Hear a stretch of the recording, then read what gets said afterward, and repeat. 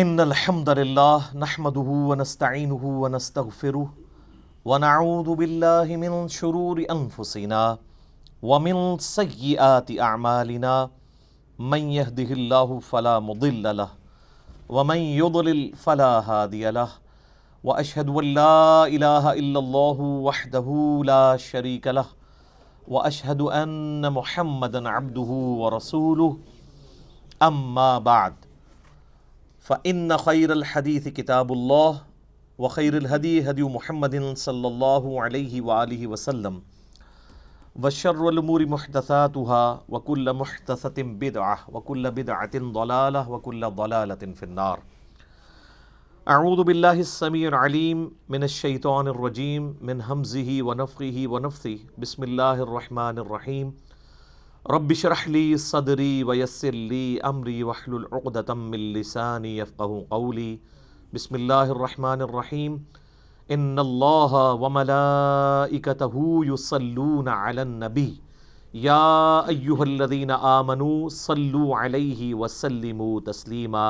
اللهم صل على محمد وعلى آل محمد كما صليت على ابراهيم وعلى آل ابراهيم انك حميد مجيد. اللهم بارك على محمد وعلى آل محمد كما باركت على إبراهيم وعلى آل إبراهيم إنك حميد مجيد. اللهم ربنا آتنا في الدنيا حسنة وفي الآخرة حسنة وقنا عذاب النار. ربنا آتنا من لدنك رحمة وهيئ لنا من أمرنا رشدا. لا إله إلا أنت سبحانك إني كنت من الظالمين. حسبنا اللہ ونعم الوکیل ولا حول ولا قوة الا باللہ العلی العظیم. یا حی یا قیوم برحمتک استغیث اصلح لی شأنی کلہ ولا تکلنی الی نفسی طرفۃ عین. آمین. الحمدللہ آج 24 نومبر 2019 کو سنڈے کے دن بمطابق 26 ربیع الاول 1441 ہجری میں قرآن کلاس نمبر 5 کا انعقاد ہوگا انشاءاللہ. اور آج انشاءاللہ ہم قرآن حکیم کے تعارف کے حوالے سے جو 40 پوائنٹس شروع کیے تھے ان کے آخری 5 پوائنٹس کوشش کریں گے کور ہو جائیں. علمی پوائنٹ نمبر 36 وہ ہے میرے بھائیوں، قرآن حکیم 2 طرح کے علوم کو اتھینٹک مانتا ہے. نمبر 1 ریویلڈ نالج یعنی وحی کا علم، اور نمبر 2 ایکوائرڈ نالج یعنی سائنس کا علم. The knowledge obtained through observations and experiments is known as science. قرآن حکیم ان 2 علوم کے سوا کسی اور کو ایز اے علم ایکسیپٹ نہیں کرتا. یا تو وہی تصدیق کر دے کسی بات کے صحیح یا غلط ہونے کی، یا پھر اسٹیبلش سائنس، ہائپوتھیسز یا تھیوریز نہیں، اسٹیبلش سائنس. جس طریقے سے یہ چیز اسٹیبلش ہے کہ پیٹرول آگ کو بھڑکا دیتا ہے، قرآن حکیم میں کہیں نہیں لکھا ہوا، لیکن یہ ہماری آبزرویشن ہے اور بالکل یہ ایکسپیریمنٹ سے ہمیں بالکل فرملی یہ چیز پتہ ہے.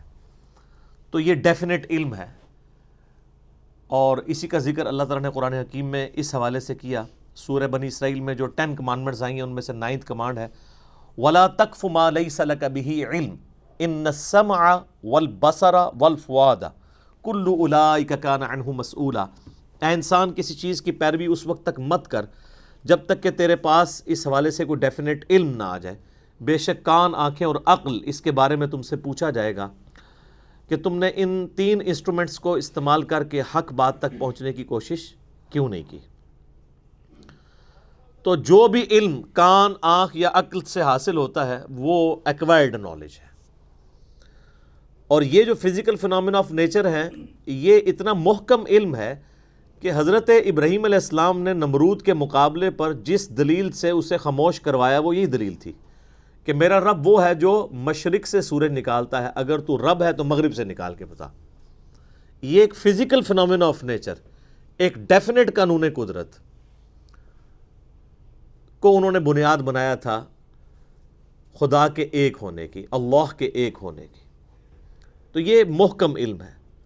ان دو علوم کے سوا کوئی بھی علم ہوگا، یعنی کوئی بھی انفارمیشن ہمیں ملے گی جو ان دو علوم کے اندر فال نہیں کرتی ہوگی، وہ ایکسیپٹیبل نہیں ہوگی۔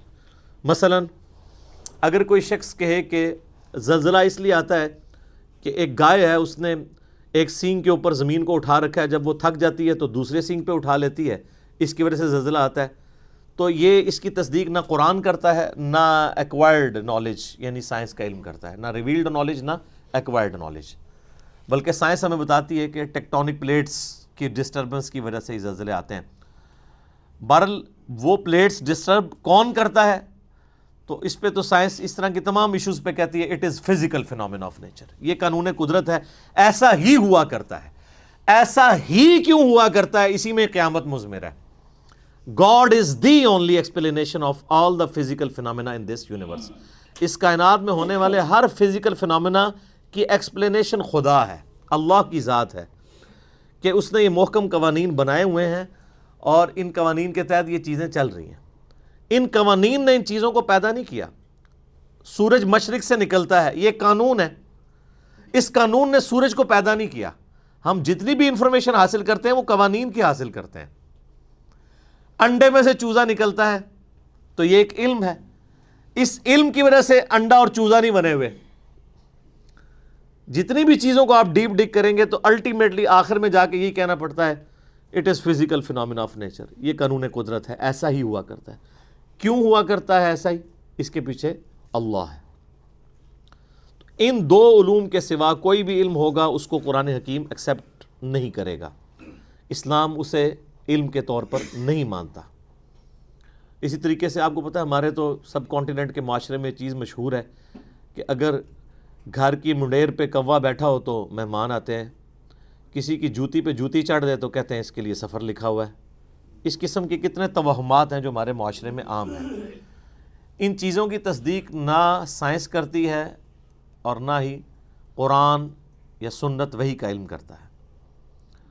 اور آپ یہ دیکھ لیں کہ جو لوگ ایکوائرڈ نالج کو بھی مانے ہوئے ہیں نا، وہ بھی کافی حد تک توہمات سے بچے ہوئے ہیں۔ اگر آپ کسی گورے سے کہیں نا کہ کالی بلی راستہ کاٹ دے تو اس کا مطلب ہے تمہارے لیے نحوست ہے۔ سر آپ ٹنڈولکر کے آگے 100 کالی بلیاں پھیر دیں پھر بھی آپ کو سینچری مار کے جائے گا۔ یہ ساری نحوستیں آپ کے اوپر پڑتی ہیں۔ اپنی باقی کمزوریوں کو ان چیزوں کے ساتھ جوڑنا یا اللہ کی طرف سے ملنے والی کسی کامیابی کو کسی اور چیز کے ساتھ جوڑ دینا، یہ توہم پرستی ہے۔ اللہ کے ساتھ چیزوں کو جوڑنا چاہیے۔ محنت آپ ضرور کریں گے لیکن الٹیمیٹلی اللہ کے اوپر بات کو چھوڑنا ہے کہ فیصلہ تو اس نے کرنا ہے۔ کئی بار سارے حالات اور واقعات آپ کی فیور میں ہوتے ہیں لیکن اللہ کا ڈیسیژن ہی ہوتا ہے کہ ایسا نہیں ہونا چاہیے۔ جو سیدنا علی کا قول ہے کہ میں نے اپنے ارادوں کے ٹوٹنے سے اپنے رب کو پہچانا ہے، کہ ہر چیز فیوریبل ہے لیکن پھر بھی رزلٹ اپوزٹ نکلا ہے، خدا کی مرضی کچھ اور۔ تو توہمات کو ہٹا کر ڈیفینٹ علم کے اوپر قرآن نے جو ہے وہ اسلام کی تعلیمات کی بنیاد رکھی ہے۔ اور یہ جو سائنس کا علم ہے یہ اتنا محکم علم ہے، اس کے بارے میں اللہ تعالیٰ نے قرآن حکیم میں 1000 سے زیادہ آیات ہیں جو سائنٹیفک فینومینا یا فزیکل فینومینا آف نیچر کے ساتھ ڈیل کرتی ہیں۔ اور اس کا کلائمیکس وہ آیت ہے سورہ حامیم السجدہ کے بالکل اینڈ میں، سَنُرِيهِمْ آیَاتِنَا فِي الْآفَاقِ وَفِي أَنفُسِهِمْ حَتَّى يَتَبَيَّنَ لَهُمْ أَنَّهُ الْحَقُّ۔ ان قریب ہم انہیں زمین و آسمان میں اور ان کی اپنی جانوں میں ایسی نشانیاں دکھائیں گے کہ یہ پکار اٹھیں گے، یہ بات مان لیں گے کہ یہ قرآن حق ہے، یہ کلام حق ہے۔ آج جس طریقے سے اللہ تعالیٰ نے سائنس کے ذریعے انسانیت کو کائنات کے چھپے ہوئے راز آشکار کیے ہیں، پہلے لوگوں کو تو ان چیزوں کا آئیڈیا نہیں تھا۔ یعنی اگر نبی علیہ السلام کے مبارک زمانے میں صحابہ کرام کو یہ بتایا گیا کہ تمہارا ایک ایک عمل نوٹ کیا جا رہا ہے، آج تو آپ کو پتہ ہے کہ ٹیرا بائٹس کے اندر USB آ چکی ہوئی ہیں۔ ابھی تو یعنی اس کے اوپر بھی تحقیق ہو رہی ہے کہ انسان کا تھوک جو ہے نا، اگر اس کو بھی سٹوریج کے طور پہ یوز کیا جائے تو انسانی ہسٹری کا بہت بڑا ڈیٹا جو ہے وہ تھوک کے اندر سٹور کیا جا سکتا ہے۔ چپس کی فارم میں یو ایس بیز کی فارم میں، ہارڈ ڈسک کی فارمز میں تو آپ کے سامنے چیزیں آ چکی ہیں. کتنے بڑے لیول کا نالج جو ہے وہ ایک چھوٹی سی یو ایس بی کے اندر آ جاتا ہے. اب تو بلکہ ہر موبائل کے اندر میموری کارڈ ڈلے ہوئے ہیں. یہ ہم نے فزیکلی چیزیں آبزرو کر لی ہیں، کائنات کے چھپے ہوئے رازوں کو حاصل کر لیا ہے.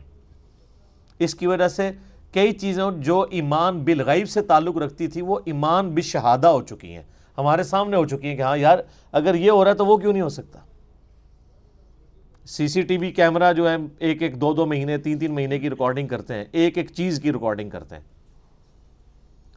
دنیا کا مہنگے سے مہنگا کتا بھی وہ سیکیورٹی نہیں پرووائڈ کر سکتا جو سی سی ٹی وی کیمرہ آپ کو کرتا ہے، کیونکہ اس کو نہ نیند آنی ہے، نہ اسے اونگ آنی ہے، نہ اسے بھوک لگنی ہے، نہ ایسے کو گولی مار کے ختم کر سکتا ہے. وہ تو ایسے خفیہ جگہ پہ لگے ہوتے ہیں اور ہر چیز آپ ریوائنڈ کر کے ایک ایک چیز دیکھ سکتے ہیں، پکڑی جاتی ہیں چیزیں. تو یہ سب کچھ اللہ تعالیٰ نے انسان کو کان، آنکھیں اور عقل کے ذریعے فزیکل فینومین آف نیچر کو آبزرو کر کے یہ ساری چیزیں ترقی کروائی ہیں. تو اسی کانٹیکسٹ میں یہ بات بھی یاد رکھیے گا کہ قرآن حکیم کے جو پرانے تراجم ہیں ان میں جہاں جہاں ہمارے بزرگوں سے سائنس کی علم کی کمی کی وجہ سے غلطیاں ہو گئی ہیں، وہ غلطیاں آپ قرآن کے کھاتے میں نہیں ڈالیں گے. قرآن کے صرف ٹیکسٹ کی گارنٹی ہے کہ یہ محفوظ ہے. اگر قرآن کا ترجمہ کسی نے ایسا کیا جو اس وقت کے لمیٹڈ سائنس کے نالج کے تحت اتنا ہی کسی کو علم تھا، تو وہ اب قرآن کے کھاتے میں نہیں ڈالا جا سکتا. اس وقت لوگوں نے کتنی کتنی باتیں کر دی. مثلا یہ قرآن حکیم میں جو سورہ لقمان میں آیا 5 علوم کا ذکر آیا، تو اس میں ایک اس چیز کا علم بھی تھا کہ کوئی جان نہیں جانتی کہ ماں کے پیٹ میں کیا ہے. سورہ لقمان میں بھی اور صورتوں میں بھی اس کا ذکر آیا. تو ترجمہ کرنے والوں نے اس کا ترجمہ کر دیا کہ لڑکا ہے یا لڑکی، خود سے ہی بیچ میں ڈال دیا، جو آج ہمارے لیے مصیبت بنی ہوئی ہے. کیونکہ اب الٹرا ساؤنڈ کے ذریعے کافی زیادہ آپ کو یعنی معلومات حاصل ہو جاتی ہیں. ہمارا تو ابھی اس طریقے سے یہاں پہ اتنا ایڈوانس الٹرا ساؤنڈ نہیں ہے، باہر کے ملکوں میں تو کلرڈ ہے اور ایک ایک چیز وہ بتا دیتے ہیں. وہ ترجمہ کرنے والوں کی غلطی تھی. قرآن حکیم میں سیکس کے پوائنٹ آف ویو سے نہیں لکھا ہوا کہ کوئی نہیں بتا سکتا کہ لڑکا ہے یا لڑکی، بلکہ قرآن میں یہ ہے کہ کوئی نہیں جانتا کہ ماں کے پیٹ میں کیا ہے. اب اس کا تعلق کس چیز کے ساتھ ہے؟ قرآن حکیم میں اللہ تعالیٰ نے سورہ تغابن میں فرمایا هُوَ الَّذِي خَلَقَكُمْ فَمِنْكُمْ كَافِرٌ وَمِنْكُمْ مُؤْمِنٌ. وہی اللہ ہے جو تمہاری تخلیق کرتا ہے، کوئی تم میں سے کافر ہو جاتا ہے، کوئی مومن ہو جاتا ہے. یعنی جب اللہ پیدا کرتا ہے اس وقت تو سب کو ایک جیسا ہی پیدا کرتا ہے. پھر بعد میں حالات و واقعات کے بعد انسان اپنی صلاحیتوں کو یوز کر کے یا تو بات ماننے والا بن جاتا ہے یا انکار کرنے والا. تو مجھے بتائیں دنیا کا کوئی الٹرا ساؤنڈ یہ بتا سکتا ہے کہ یہ جو بچہ پیدا ہوگا یہ بعد میں کافر ہوگا یا مومن؟ نہیں بتا سکتا. تو قرآن کے کہنے کا مقصد یہ تھا. اسی طریقے سے وہ یہ تو ایک رخ تھا. دوسرا رخ وہ سورہ لقمان میں جو بارش کے حوالے سے آیا، اور وہ بھی لوگوں نے اب غلط سمجھ لیا اس حوالے سے کہ وہ کہتے ہیں جی وہ تو سائنٹسٹ تو ہمیں پہلے ہی بتا دیتے ہیں بارش کب ہوگی. سر سائنٹسٹ کبھی بھی نہیں بتا سکتے، جب ہونے والی ہوتی ہے اس وقت بتا سکتے ہیں.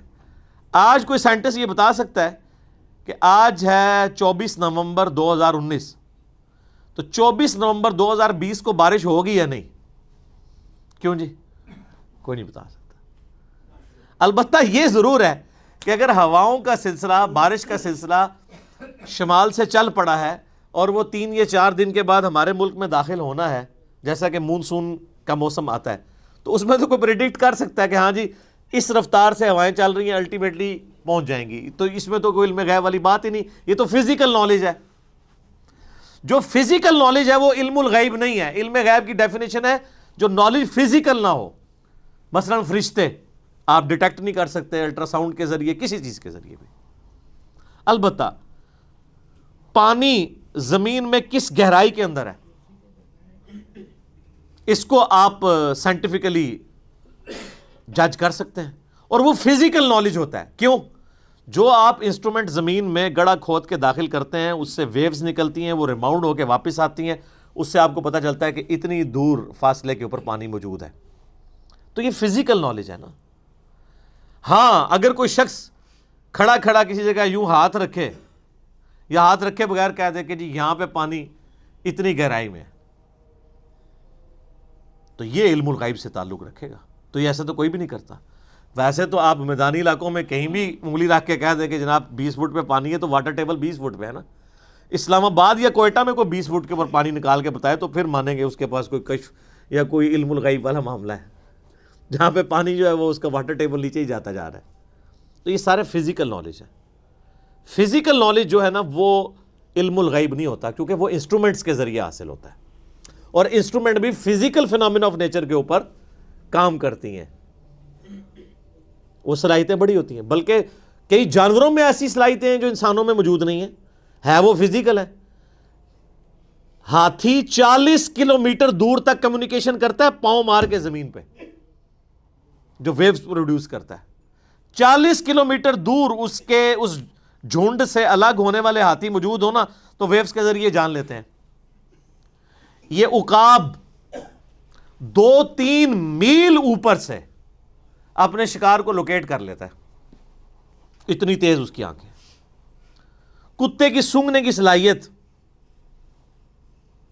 انسان سے بہت زیادہ ہے. وہ ایسی چیزیں بھی سونگھ سکتا ہے جو انسان نہیں سونگھ سکتا. اس لیے آپ کو پتا نا, یہ جب ہیروئن کی اسمگلنگ کے لیے یا اس طرح کی وہ معاملات کو پکڑنے کے لیے ایئرپورٹس وغیرہ کے اوپر کتے, ٹرینڈ کتے, ایک وہ ٹرینڈ کتے ہیں جو چوری پکڑنے والے ہیں, وہ 2 نمبر ٹرینڈ کتے ہیں, وہ لوگوں میں لڑائیاں کروانے کے لیے.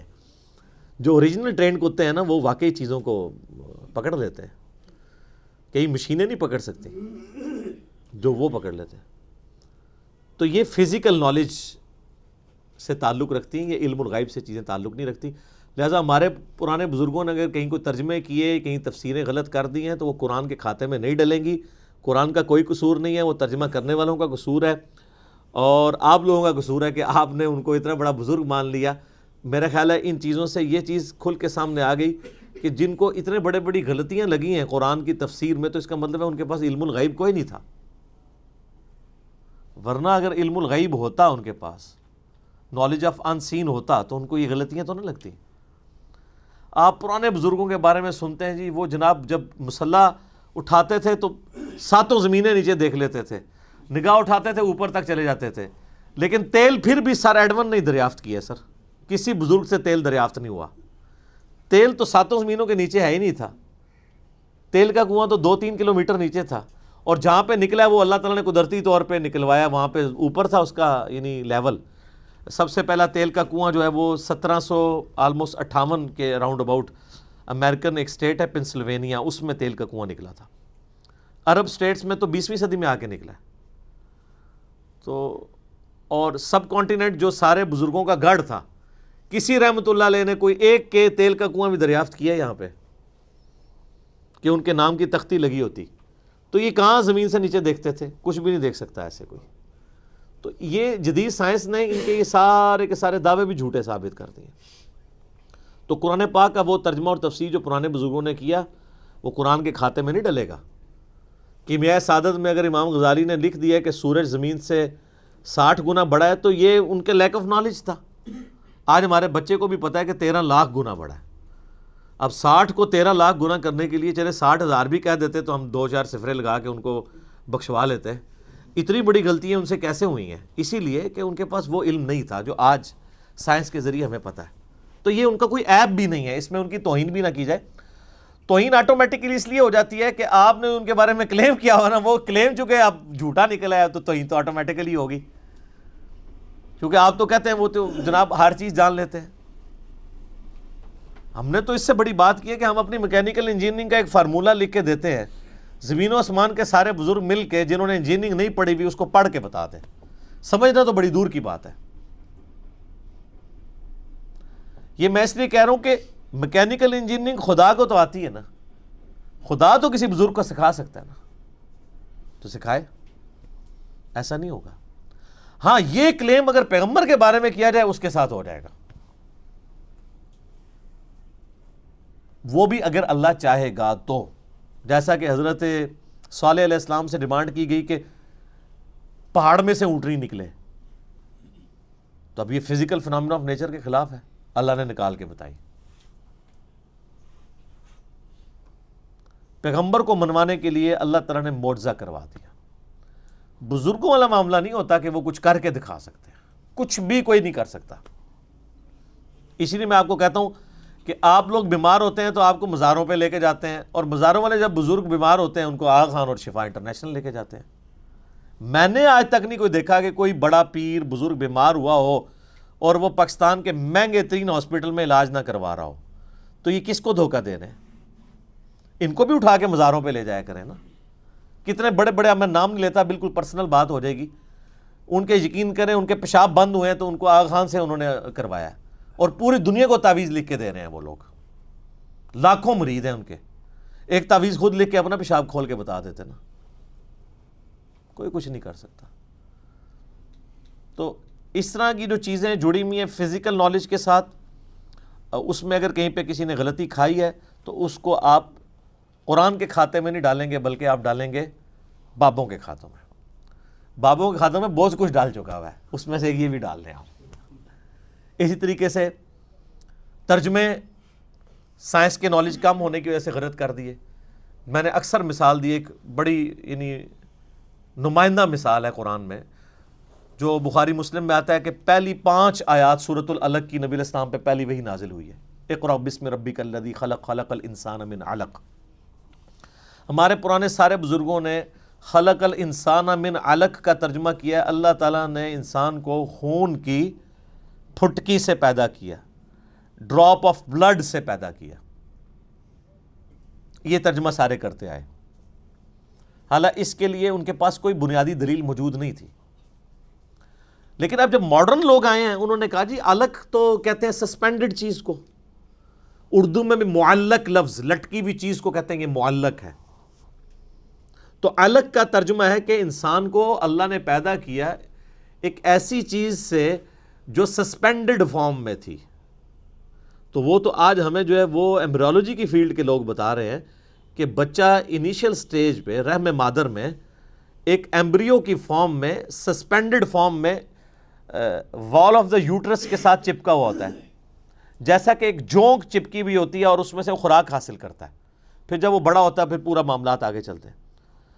علق کا ترجمہ عربی میں جونک بھی بنتا ہے، اور اس ایمبریو کی اگر آپ انیشل شکل دیکھیں وہ بھی جونک کی شکل ہے، لیکن یہ ہمیں الیکٹرانک مائکروسکوپ کے بعد پتہ چلا۔ آج کے جب لیٹسٹ لوگ ترجمہ کرتے ہیں تو وہ پھر یہ ترجمہ کرتے ہیں کہ ایک ایسا یعنی انیشل ایمبریونک سٹیج سے انسان کو اللہ نے بڑا کیا جو جونک نما تھی، جو یوٹرس آف مدر کی وال کے ساتھ چپکی ہوئی تھی، اور اس طریقے سے آگے معاملات چلے۔ بلکہ اس حوالے سے ایک یعنی پروفیسر کیتھ مور جو اس وقت دنیا میں اس فیلڈ میں اتھارٹی مانے جاتے ہیں، انہوں نے تو باقاعدہ اپنی یعنی ٹیکسٹ بک ان کی ایز اے ٹیکسٹ بک ان کی کتاب پڑھائی جاتی ہے ایمبریولوجی کی فیلڈ میں، انہوں نے قرآن حکیم کی باقاعدہ آیات جو ہے وہ کوٹ کی ہیں کہ سب سے بہترین ایکسپلینیشن ایک ایمبریو کس سٹیجز سے گزرتا ہے، جنین جسے ہم اردو میں کہتے ہیں، قرآن حکیم کرتا ہے۔ اور انہوں نے باقاعدہ پھر اسلام بھی قبول کیا اس کی وجہ سے۔ انہوں نے کہا مجھے یہ بات ماننے میں کوئی عار نہیں ہے کہ قرآن حکیم ایمبریولوجی کی فیلڈ کے حوالے سے جو باتیں کرتا ہے وہ 8 سے 100 سال پہلے بھی کسی کو نہیں پتہ تھی، اور چاہے جائے کہ 8 سے 1400 سال پہلے ایک شخص جو ریگستان میں پیدا ہوا ہے وہ یہ ساری چیزیں بتائے جو کہ ہمیں 20ویں صدی میں بھی 1960s 70s میں آ کے الیکٹرانک مائکروسکوپ کی وجہ سے جو چیزیں ہم پر ریویل ہوئی ہیں، یہ اس کے سوا کوئی چارہ نہیں کہ ہم مانیں کہ اس کا سورس ڈیوائن ہے، یعنی اللہ کی طرف سے۔ انہوں نے باقاعدہ اسلام بھی قبول کیا۔ تو یہ جو سائنٹیفک فیکٹس ہیں قرآن کے، یہ وقت کے ساتھ ساتھ سامنے آ رہے ہیں، اور اس میں ایک بہت کڑوی بات ہے لیکن سمجھنے کے لیے وہ چیز ضروری ہے، کیونکہ نبی علیہ السلام نے خود سمجھائی ہے۔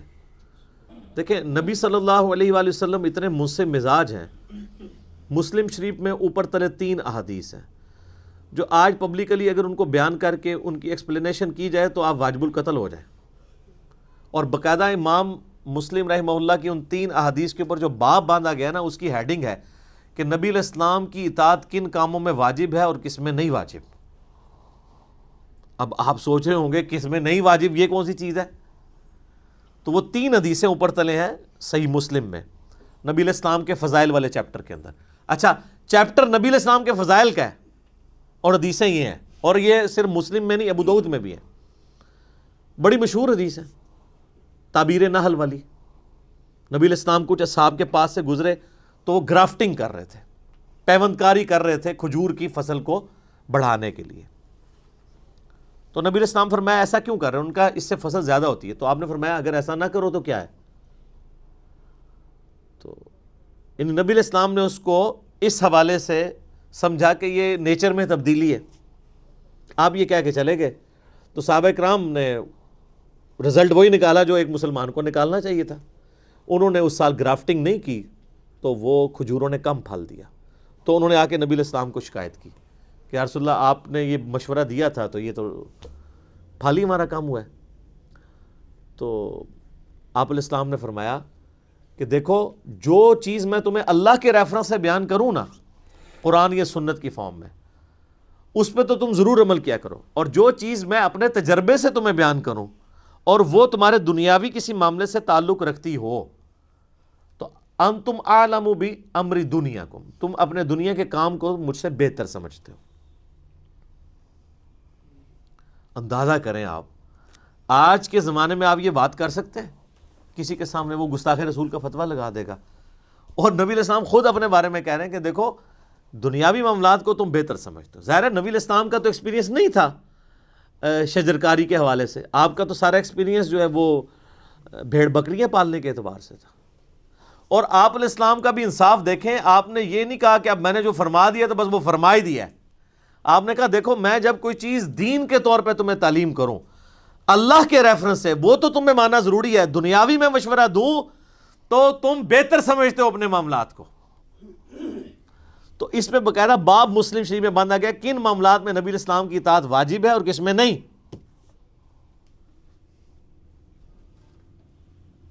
یار یہ محمد رسول اللہ کا ہی حوصلہ ہے صلی اللہ علیہ وآلہ وسلم، جو اس لیول پہ اتر کے بات کر رہے ہیں۔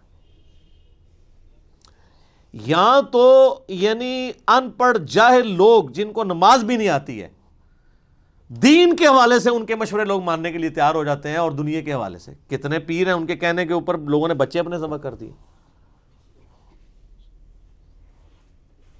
یہ لوگوں کا علمی لیول ہے۔ تو نبی صلی اللہ علیہ وآلہ وسلم نے انصاف کیا اور فرمایا کہ دنیاوی معاملات کو تم بہتر سمجھتے ہو۔ آج اگر کوئی ہمیں آگے کہتا ہے نا جی نبی علیہ السلام نے آپ کو ایٹم بم کا طریقہ کیوں نہیں بتایا؟ بھائی اس لیے نہیں بتایا کہ اللہ نے ان کو نہیں بتایا۔ اچھا تو وہ پیغمبر کس طرح ہوئے؟ پیغمبر اس طرح ہوئے کہ وہ ہمارے ہدایت کے امام ہیں، وہ ہمارے سائنس کے ٹیچر نہیں ہیں، نہ ان کی یہ فیلڈ تھی۔ اگر اللہ تعالیٰ نے آج کے دور میں کوئی پیغمبر مبعوث کرنا ہوتا تو اس کو وہ سائنٹیفک نالج ہوتا جو آج کسی سائنٹسٹ کو نہ ہوتا۔ اس زمانے میں جتنا نالج ریکوائرڈ تھا، جو ضرورت کے تحت تھا، اللہ تعالیٰ نے دے دیا۔ اب علم غیب شاہتے رکھو نا اپنے کول۔ اگر علم غیب کے ساتھ ان چیزوں کو جوڑا جائے تو نبی علیہ السلام خود سے اگر غیب کا علم جان لیتے ہوتے تو آپ کسی کی فصل تباہ ہونے کا مشورہ اس کو دے رہے ہوتے؟ یا فصل کم ہونے کا مشورہ دے رہے ہوتے؟ نہیں۔ اچھا اس زمانے میں علم غیب ہوتا ہی نہیں تھا، کسی صحابی نے نہیں کہا یا رسول اللہ آپ کو تو علم غیب ہے، تو آپ سے یہ غلطی کیسے ہو گئی کہ آپ نے ہمیں تعبیر نحل والا مسئلہ دیا؟ اب آپ لاکھ اس کی کوئی تعویلات کرتے پھر کچھ بھی نہیں ہوتی ہے۔ اسی لیے میں کہتا ہوں کتابوں کا دین اور ہے اور بابوں کا دین اور۔ بابے اتنا کچھ بتا کے گئے غلط کہ وہ آج صبح میں ڈاکٹر سرار صاحب کا ایک لیکچر سن رہا تھا اصحاب کہف کے بارے میں، تو میرے دماغ میں ایک چیز آئی جو پہلے کبھی نہیں آئی تھی۔ اصحاب کہف کو 300 سال تک اللہ تعالیٰ نے سلایا نا جی۔ اصحاب کہف سے بڑا کوئی ولی ہے جن کو قرآن میں اللہ نے ولی ڈکلیئر کیا ہے، جن کے لیے اتنا بڑا معجزہ اور کرامت کی ہے؟ تو وہ جب اصحاب کہف اٹھتے ہیں سو کے تو آپس میں گفتگو کرتے ہیں ہم کتنی دیر سوئے؟ تو کہتا ہے ایک دن یا دن کا کچھ حصہ۔ تو ان کو تو یہ پتہ ہی نہیں تھا 300 سال سوئے ہیں، تو ان کو علم غیب کیوں نہیں تھا؟ اس سے بھی بڑھ کے حضرت عزیر علیہ السلام کو قرآن میں آتا ہے اللہ نے 100 سال کے لیے سلا دیا۔ تو ان سے پوچھا اٹھانے کے بعد ہاں بتاؤ کتنی دیر سوئے؟ انہوں نے کہا ایک دن یا دن کا کچھ حصہ۔ اللہ نے فرمایا 100 سال سویا رہا ہے۔ اگر وقت کا پیغمبر 100 سال سونے کے بعد اٹھے اور اسے یہ لگے میں ایک دن سویا ہوں اور اللہ کے بتانے پہ پتہ چلے، تو آپ کے بابوں کا علم غیب، کشف، الہام، یہ ساری کہانیاں کتنے گئی ہیں؟ اور یہ تو بالکل سیدھی سیدھی باتیں ہیں. اور ویسے آپ کو صحیح مشورہ دیتے ہیں قرآن ڈائریکٹ نہیں پڑھنا چاہیے، بندہ گمراہ ہو جاتا ہے. ہاں ظاہر ہے قرآن جب پڑھے گا تو جو چیز آپ نے دین کے طور پہ لوگوں کو بتائی ہوئی ہے وہ گمراہی ثابت ہو جائے گی، اور جو چیز واقعی دین ہے اس کو آپ گمراہی سمجھتے ہیں تو خود بخود تطہیر ہو جائے گی. اچھا یہ سارے واقعات آپ کو پتہ ہیں لیکن کبھی اس کی انجینئرنگ نہیں ہوئی تھی. یہ تو ریورس انجینئرنگ جب ہوئی ہے نا تو آپ پتہ چلا کہ ہاں یار اس کو اس اینگل سے بھی دیکھنے کی ضرورت ہے کہ قرآن حدیث میں تو کہیں علم غیب والا یہ معاملہ ہی نہیں. قرآن و حدیث میں علم غیب صرف یہی ہے کہ اللہ تعالیٰ جسے چاہے پیغمبروں میں سے چنتا ہے. سورہ آل عمران آیت نمبر 179 کہ اس کو غیب کی خبر دے دیتا ہے. باقی علم الغیب پہ میرا مسئلہ نمبر 6 اور A اور 6B دیکھ لیں تو آپ کو معاملات کھل جائیں گے. علمی پوائنٹ نمبر 37 وہ ہے میرے بھائیو، چونکہ قرآن حکیم عربی زبان میں نازل ہوا ہے لہٰذا عربی زبان سے جب اسے ٹرانسلیٹ کیا جائے گا نا کسی اور زبان کے اندر تو الفاظ کے چناؤ میں فرق آئے گا. یہ آپ نے ذہن میں رکھنا ہے. البتہ مفہوم میں فرق نہیں آئے گا. اور یہ صرف عربی کا معاملہ نہیں ہے، دنیا کی کسی بھی زبان کو دوسری زبان میں ٹرانسلیٹ جب کیا جاتا ہے تو ایک جیسے الفاظ کے ساتھ نہیں ہو سکتا. مثلا اگر میرے سامنے 10 انگلش کے پروفیسر بیٹھے ہوں جنہوں نے M.Phil کیا ہوا ہو اور وہ اردو سپیکنگ ہوں بائی برتھ، کاپٹک ہوں یعنی وہ بائی برتھ اردو لینگویج جاننے والے ہوں، ان کی مادری زبان ہو، اور 10 کے 10 لوگوں کو میں انگلش کا ایک مضمون دوں اور میں کہوں کہ اسے اردو میں ٹرانسلیٹ کرو، تو کیا 10 کے 10 لوگ من و عن ایک ایک لفظ سیم ترجمہ کریں گے؟ نہیں، الفاظ کے چناؤ میں فرق آئے گا چونکہ انگلش ٹرانسلیٹ ہو رہی ہے اردو. ایون انگلش کو انگلش میں بھی ٹرانسلیٹ کریں تو الفاظ کے چناؤ میں فرق پڑ جائے گا کیونکہ ایک لفظ کے ایکویلنٹ کئی الفاظ ہوتے ہیں، وہ اپنی انٹینسٹی کے پوائنٹ آف ویو سے یوز ہوتے ہیں. کوئی شخص اس لفظ کی انٹینسٹی کو کچھ اور سمجھ کے اس کے لیے کوئی اور ترجمہ کر دے گا. ترجمے میں الفاظ کے چناؤ میں فرق ضرور آئے گا لیکن مفہوم میں کبھی فرق نہیں آئے گا. یہ میں بات اس لیے کر رہا ہوں کہ مولویوں نے سب سے بڑا دھوکہ یہ دیا ہے وہ جی ترجمے لوگوں نے چینج کر دیے جی، کدھر ترجمہ پڑھیے جی، اور سر جس کا مرضی پڑھیں کوئی فرق نہیں پڑتا، بلکہ سب سے بہتر ہے گوگل حافظہ اللہ کا پڑھیں. ہاں آپ دنیا کی کوئی لینگویج ڈالیں اس میں ایک کمانڈ کے اوپر ود ان 1 سیکنڈ دوسری طرف انگلش میں اس کا ترجمہ آ جاتا ہے. چاہے وہ آپ عربی کی کوئی حدیث ڈال دیں، آن لائن فری ہے، کوئی پیسے نہیں. آپ گوگل میں جا کے لکھیں، گوگل ٹرانسلیٹر کھولیں تو 2 ڈبے بنے ہوئے آ جائیں گے. لیفٹ ڈبے میں آپ کوئی دنیا کی زبان، جناب جتنی زبانیں، کسی بزرگ کو بھی اتنی زبانیں نہیں آتی ہیں، دنیا کی 3000 سے زیادہ زبانیں ہیں، کسی زبان کو آپ ڈالیں دوسری طرف انگلش میں ترجمہ ہو کے آ جائے گا. اور وہ ترجمہ کرنے کے لیے گوگل یہ بھی نہیں دیکھے گا کہ میں نے بریلویوں والا ترجمہ دکھانا ہے، دیوبندیوں والا ہے، حدیث والا ہے، شیعہ والا، اس نے وہی ترجمہ دکھانا ہے جو اس کا بنتا ہے، تو پکڑا جائے گا. تو یہ دھوکہ انہوں نے دیا ہوا ہے اور اس کی وجہ سے پھر وہ قرآن سے وہ ایسا روند مارتے ہیں کہ لوگ قرآن پڑھنا چھوڑتے ہیں. وہ کہتے ہیں نہیں جی لو اس نے ترجمہ وہ کر دیا، یہ کر دیا. اور زیادہ تر یہ ہنگامہ کھڑا کیا ہے بریلوی مکتبہ فکر اور شیعہ مکتبہ فکر کے لوگوں نے. پھر ٹوٹکے بنائے ہوئے ہیں جی، وہ دیکھیں جی بسم اللہ کا ترجمہ کیا ہے جی. اچھا اب امام احمد بریلوی صاحب نے بسم اللہ کا ترجمہ کیا ہوا ہے اللہ کے نام سے شروع.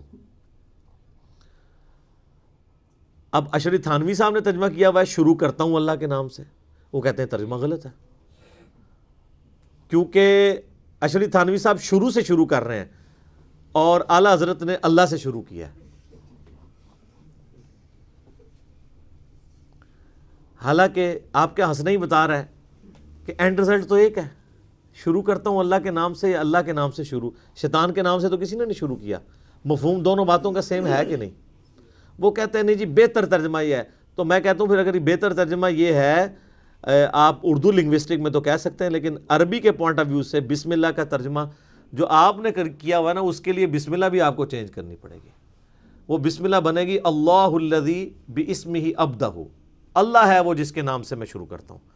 اگر بسم اللہ میں سے آپ نے اللہ کو پہلے نکال کے نکالا تو اللہ بھی ایسی بسم اللہ بنا سکتا تھا، کوئی مشکل تو کوئی نہیں تھا۔ اگر بسم اللہ میں اللہ کو پہلے نمبر پہ لانا ہوتا تو پھر بسم اللہ یوں ہونی چاہیے تھی، اللہ الذی، اللہ ہے وہ ہستی، باسمہ، کہ جس کے نام کے ساتھ ابدہ میں ابتدا کرتا ہوں۔ تو اب آپ اللہ کے ساتھ جھگڑا کریں کہ یار یہ بسم اللہ ٹھیک ہو جائے کسی طریقے سے، اللہ سے سفارش کرتے ہیں، کتنی نان سینس بات ہے، اور ان باتوں کے اوپر الجھ رہے ہیں۔ نہیں، ترجمہ غلط ہو گیا، ترجمہ غلط ہو گیا۔ تو ترجمہ کبھی بھی، اگر ترجمہ ٹھیک کی بات کرتے ہیں بریلویوں کے، آپ اپنے ترجمے اٹھائیں نا، وہ آپس میں ایک جیسے نہیں ہیں۔ یعنی اعلیٰ حضرت کا ترجمہ ہے، پیر کرم شاہ صاحب کا ترجمہ ہے، ڈاکٹر طاہر القادری صاحب کا ترجمہ ہے، اس کے علاوہ غلام سعود سعیدی صاحب کا ترجمہ ہے، یہ تو سارے بریلوی سرٹیفائیڈ عاشق رسول ہیں نا۔ ان کے ترجمے ذرا رکھیں، کیا 100% سیم ہے؟ نہیں، مفہوم سیم ہوگا، اور مفہوم کو اگر آپ سیم دیکھیں گے تو دیوبند، اہل حدیث اور شیعہ کے ترجمے بھی ایک جیسے ہی ہوں گے، مفہوم ایک ہوگا۔ ڈنڈی جب بھی ماری جاتی ہے وہ تفسیر میں ہے، اگر کوئی ترجمے میں کہیں مارتا بھی ہے وہ پکڑا جاتا ہے۔ اس پہ میں نے ڈیٹیل لیکچر مثلا نمبر 170 ریکارڈ کروا دیا، 170 نمبر، اس میں میں نے بتایا کہ جس نے ڈنڈیاں ماری ہیں وہ کہاں پہ پکڑا گیا۔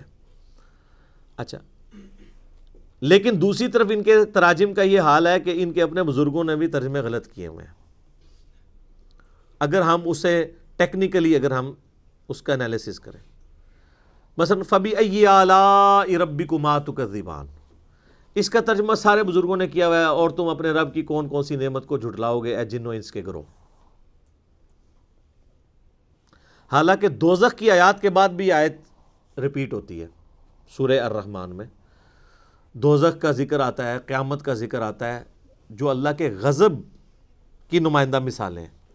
اس کے بعد یہ تو نہیں ہونا چاہیے تھا کہ تم اپنے رب کی کون کون سی نعمتوں کو جھٹلاتے ہو۔ یہ ترجمہ غلط کیا انہوں نے۔ آلا کا مطلب نعمت نہیں ہوتا، قدرت کی نشانی ہوتا ہے۔ وہ نعمت بھی ہو سکتی ہے اور زحمت بھی ہو سکتی ہے۔ جنت بھی اللہ کی قدرت کی نشانی ہے اور جہنم بھی اللہ کی قدرت کی نشانی ہے۔ التذکیر بھی آلاء اللہ، اللہ کی بڑی بڑی نشانیوں کے ساتھ نصیحت کرنا۔ مولانا مودودی رحمہ اللہ نے جتنی دفعہ، یہ 31 دفعہ 31 ٹائمز یہ آیت ریپیٹ ہوتی ہے سورہ الرحمن میں، جتنی دفعہ یہ آیت آئی ہے نا، انہوں نے کانٹیکسٹ کے اعتبار سے اس کا ترجمہ کیا ہے۔ جہنم کے لیے یہ ترجمہ نہیں کیا تم اپنے رب کی کون کون سی نعمت کو جھٹلاؤ گے، اور نعمت تو خود عربی کا لفظ ہے، ثم لتسألن یومئذ عن النعیم، اس دن تم اپنے رب کی، تم سے پرسش ہوگی ہر نعمت کے بارے میں۔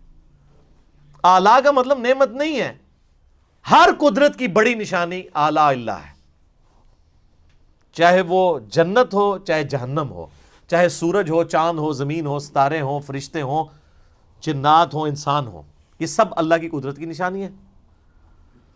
تو مولانا مودودی رحمہ اللہ نے پھر کانٹیکسٹ کے اعتبار سے ہر دفعہ ڈیفرنٹ ترجمہ کیا۔ تو پھر پڑھا لکھا بندہ تو پھر پڑھا لکھا ہی ہوتا ہے نا سر، لیکن اس کے بعد ڈگری نہیں ہوتی، ڈگری ہوتی تو پھر غلط ترجمہ کر دیتا۔ ٹھیک ہے، ویسے ڈگری بھی انہوں نے بعد میں لے لی تھی احمد شغل میلے میں، ان کی ڈگریوں کی باقاعدہ سکینڈ کاپیاں موجود ہیں نیٹ کے اوپر۔ مولانا مودودی تو پھر آپ کو پتہ ہے آئنسٹائن تھے نا، جب مولویوں نے شغل میلہ لگایا نا، یہ ڈگری ڈگری ڈگری، انہوں نے کہا من دسو تو درس نظامی دے کورس دے پیپر کیڑے نے، انہوں نے کہا جی آخری دسو، آخری سال دے۔ 6 مہینے کی تیاری کے بعد مودودی صاحب نے پیپر دے کے ان کے منہ پہ ڈگری لا کے ماری۔ ڈگریوں کے جس کے اوپر پی ایچ ڈی ہوتی ہوں تو وہ ڈگری ہیں، جس کو ڈاکٹر اقبال 18 سال کی عمر مودودی صاحب کی، اور ڈاکٹر اقبال کہہ رہے ہیں کہ یہ بندہ مسلمانوں کا تھنک ٹینک ہے مستقبل کا۔ الجہاد فی الاسلام ان کی کتاب جب پڑھی، ڈاکٹر اقبال نے ان کو یہاں بلایا تھا۔ آپ کو پتہ ہے نا پاکستان میں یہ جو منصورہ میں جماعت اسلامی کا مرکز ہے، یہ ڈاکٹر اقبال نے لے کے دیا ہوا ہے ان کو، جن کو ہم حکیم الامت اور کتنے بڑے بڑے القابات دیتے ہیں، شاعر مشرق۔ تو ان کو بھی پتا تھا کہ جینیس بندہ تو جینیس ہوتا ہے، اس کو ان چیزوں کی ضرورت نہیں ہوتی ہے۔ مجھے وہ غامدی صاحب کی بات یاد آ گئی، ان سے کسی نے پوچھا نا جی آپ کے پاس ڈگری ہیں؟ ڈگری نہیں ہے۔ تو انہوں نے کہا ہم تو بزرگوں سے پڑھتے رہے ہیں۔ انہوں نے کہا کسی بزرگ نے آپ کو ڈگری نہیں دی؟ انہوں نے کہا بزرگ ڈگریاں نہیں دیتے، بزرگ پڑھانے کے بعد دعائیں دیتے ہیں، تو دعائیں لی ہوئی ہیں بزرگوں کی۔ یعنی یہ ڈگریوں والی دھونس اور اس طریقے سے یہ معاملات یہ خود ان سے بھی مس ہینڈل ہوئے ہوتے ہیں. یہ ترجمے کے پوائنٹ آف ویو سے میں نے ایک امپورٹنٹ چیز بتا دی. اچھا اسی میں ایک اور چیز ہے کہ الفاظ کے چناؤ میں بعض اوقات دوسری لینگویج میں جب آپ جاتے ہیں تو معاملات مس ہینڈل بھی ہو جاتے ہیں، حالانکہ اس میں انٹینشن بری نہیں ہوتی ہے، گستاخی کا فتویٰ نہیں لگنا چاہیے. مثلا واللہ خیر الماکرین، اس کا لفظی ترجمہ یہی ہے کہ اللہ تعالیٰ سب سے بہتر مکر فرمانے والا ہے، لیکن مکر کا لفظ اردو میں نٹوریس ہے. اب اعلیٰ حضرت نے اس کا ترجمہ کیا اللہ تعالیٰ وَمَكَرُوا وَمَكَرُ اللَّهِ، یہ آیت واللہ خیر الماکرین سورہ آل عمران میں. کافروں نے بھی مکر کیا اور اللہ نے بھی اپنی خفیہ تدبیر فرمائی، اور اللہ تعالیٰ سب سے بڑھ کر خفیہ تدبیر فرمانے والا ہے. اچھا آپ یہ بریلوی لے کے آتے ہیں، وہ کہتے ہیں جی یہ دیکھیں جی یہ ہے بڑا مؤدب ترجمہ. ہم جناب ایک معصومانہ عرض کرتے ہیں تدبیر تو خود عربی کا لفظ تھا، اللہ نے کیوں نہیں استعمال کیا؟ اللہ کو نہیں پتا تھا بعد میں میری گستاخی ہو جانی ہے مکر کے لفظ سے. اب جن لوگوں نے مکر کا ترجمہ مکر ہی کر دیا ان کے اوپر یہ وہ لٹھ لے کے انہوں نے مکر پہ کہتے ہیں گستاخی ہوگی گستاخی ہوگی، حالانکہ کوئی ان کی انٹینشن گستاخی کی نہیں تھی.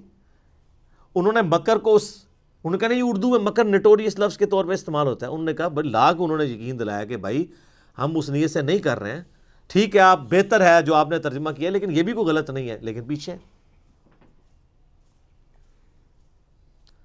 اب جب میں نے اعلیٰ حضرت کا سورہ آل عمران سے نکالا ہے کہ صحابہ کرام کے جب وہ غزوہ احد اور بدر کے کانٹیکسٹ میں تھوڑا سا وہ ڈگمگائے تو وہاں پہ اعلیٰ حضرت نے ترجمہ کیا ہے تم نے نامردی دکھائی،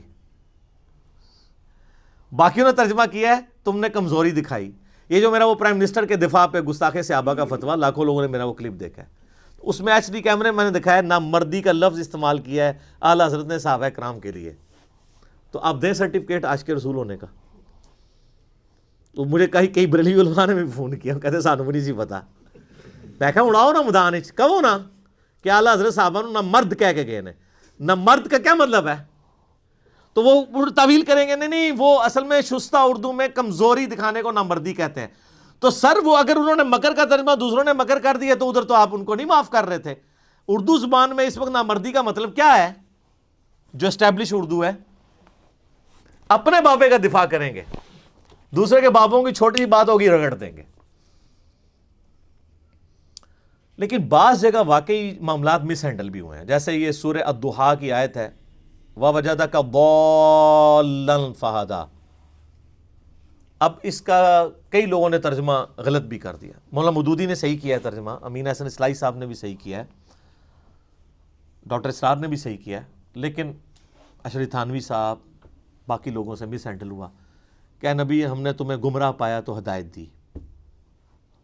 اب وہ اس کی تعویل کرتے ہیں گمراہی سے مراد ہم وہ گمراہی نہیں لے رہے بلکہ جو بندہ راستے کی تلاش میں ہو. لیکن اب وہ چونکہ الفاظ کا چناؤ ہو گیا غلط، اب یہ پیچھے پڑے ہوئے ہوں. اعلیٰ حضرت نے ترجمہ کیا کیا؟ اے نبی ہم نے تمہیں اپنی محبت میں خود رفتہ پایا تو منزل مقصود تک پہنچا دیا.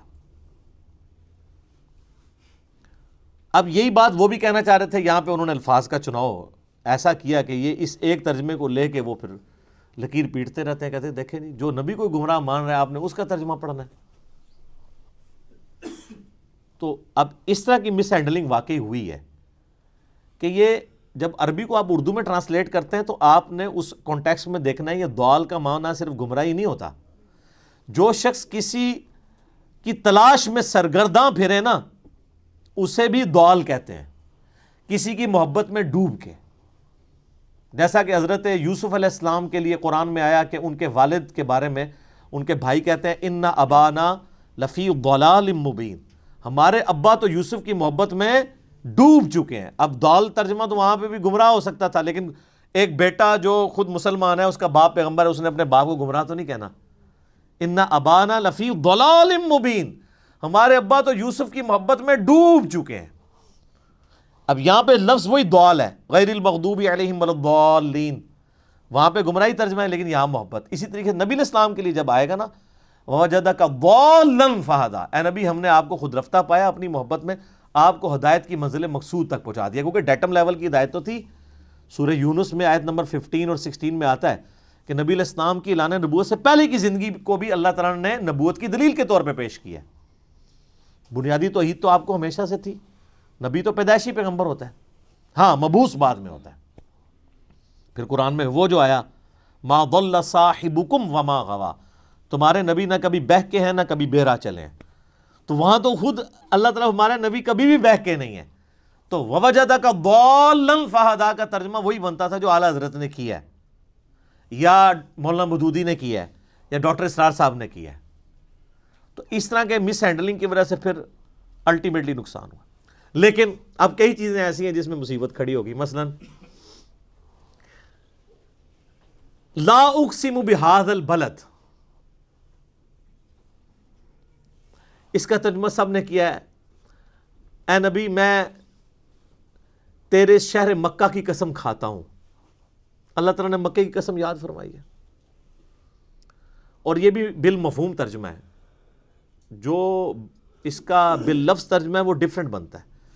وہ یہ بنتا ہے میں تیرے شہر مکہ کی قسم نہیں کھاتا ہوں، لیکن وہ عربی کا سٹائل ہے، چونکہ یہ ایک لٹریچر کی بک ہے اور دعوت کے لیے اتری ہے، تو وہ جو اس طرح کا لا جو سٹارٹ میں آتا ہے نا، لا اقسم بیوم القیامہ، وہ جو پہلا لا ہوتا ہے نا وہ ان کے عقائد کی نفی کے لیے ہوتا ہے۔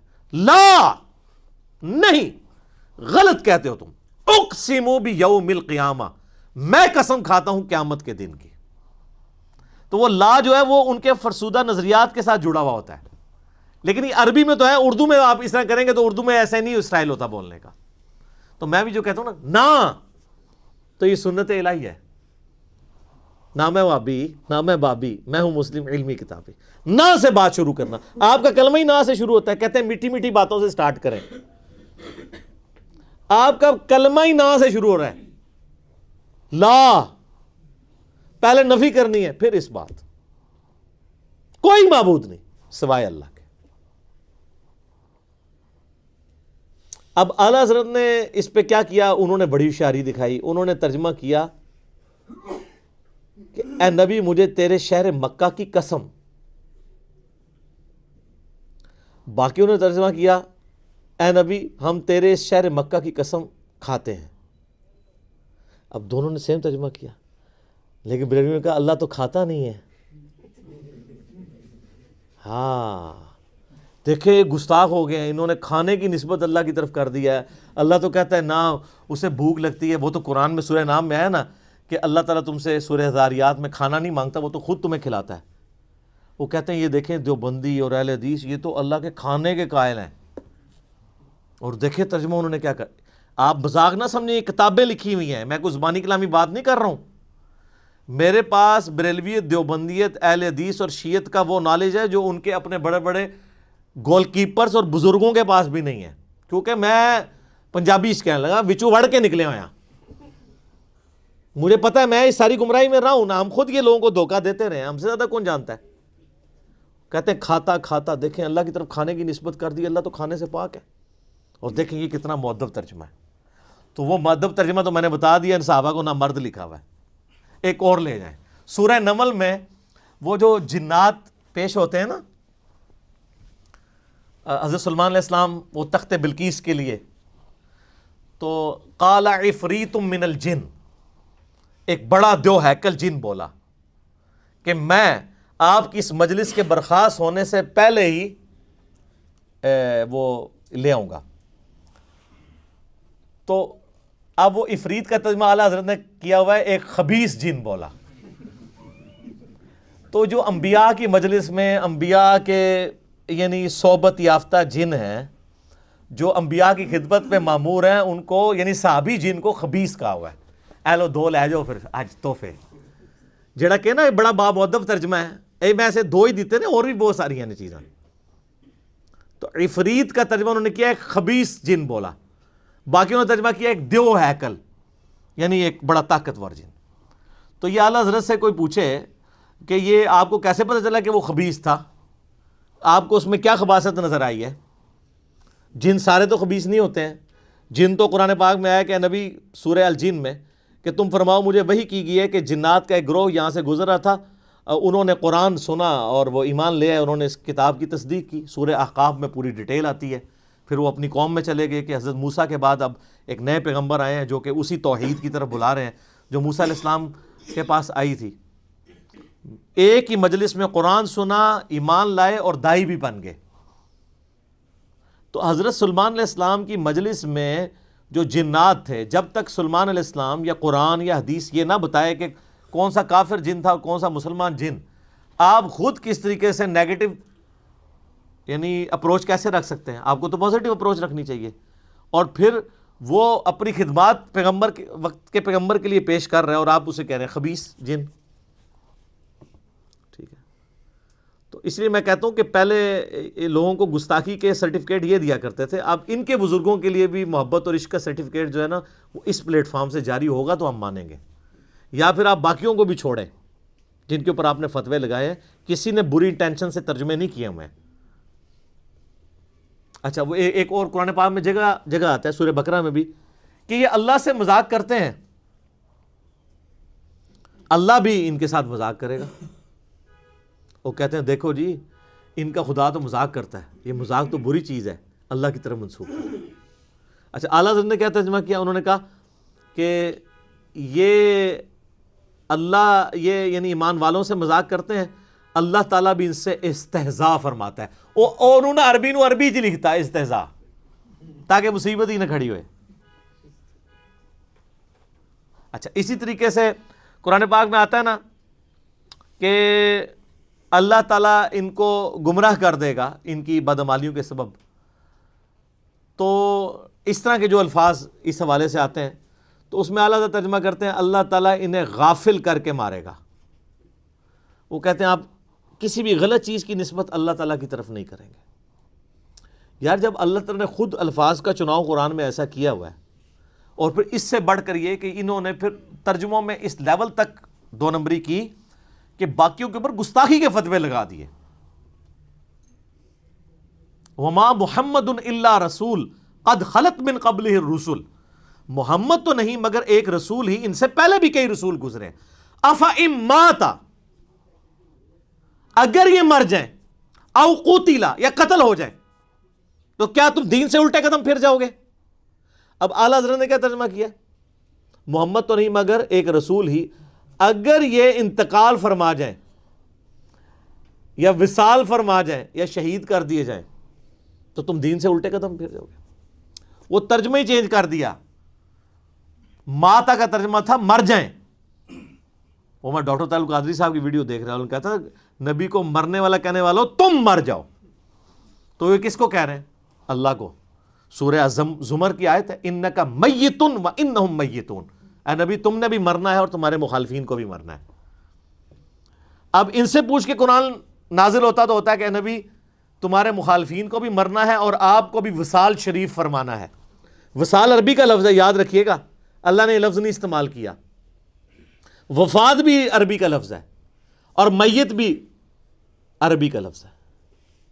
اب اللہ نے الفاظ کہ افئن مات او قتل یہ نازل کرواتے قرآن تو کہتے ہیں کہ آپ جو ہے نا اس کی جگہ ماتا کی جگہ وفات بھی لفظ خیر گستاخی سمجھتے ہیں، وصال استعمال کریں اور قتیلا کی جگہ استعمال کریں شہید. پھر ہماری تسلی ہوگی، مؤدب ترجمہ ہو جائے گا. اور اسی طریقے سے وہ جو سورہ فتح کی شروع کی آیات ہیں اس پہ تو میرا کلپ لاکھوں لوگوں نے دیکھا ہے، انا فتحنا لک فتحا مبینا، وہ ترجمہ ہی الٹ کر دیا ہے. یعنی وہ جو نبی علیہ السلام کی خصوصیت تھی کہ اللہ تعالیٰ آپ کی اگلی اور پچھلی خلاف اولا چیزوں کو معاف فرما چکا ہے. انہوں نے کہا اے اللہ اے نبی اللہ تعالیٰ آپ کے صدقے سے آپ کے پچھلوں اور آپ کے اگلوں کی غلطیوں کو، کتنا دور کا ترجمہ کیا ہے. حالانکہ بخاری مسلم اٹھائیں صحابہ کرام تو اس آیت کو کوٹ کر کے اما عائشہ اور باقی لوگ کہا کرتے تھے یا رسول اللہ آپ تو بڑے خوش نصیب ہیں کہ آپ کی اگلی پچھلی خطائیں اللہ نے معاف فرما دی ہیں. گناہ نہیں، خطا، لغزش ہے.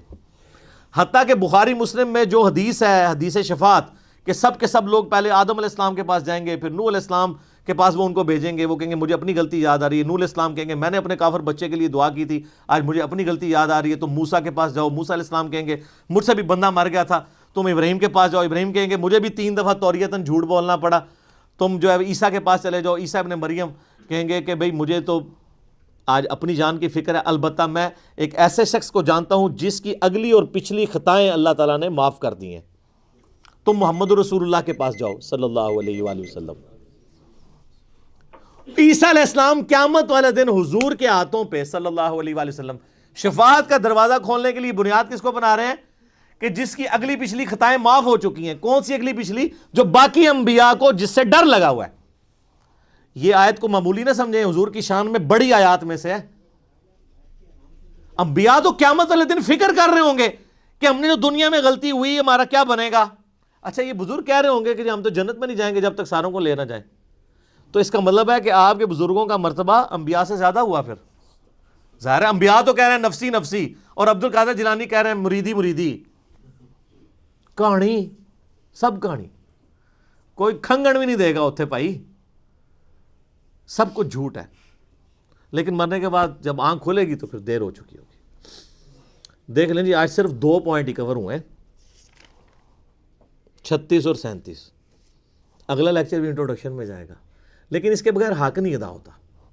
ٹھیک ہو گیا. اللہ تعالیٰ سے دعا ہے جو حق بات میں نے کہی اللہ تعالیٰ ہمارے دلوں میں راسخ فرمائے. اگر جذبات میں میرے منہ سے کوئی غلط بات نکل گئی اللہ تعالیٰ ہمارے دلوں سے معاف کر دے. اللہم صلی علی محمد وعلی آل محمد کما صلیت علی ابراہیم وعلی آل ابراہیم انک حمید مجید.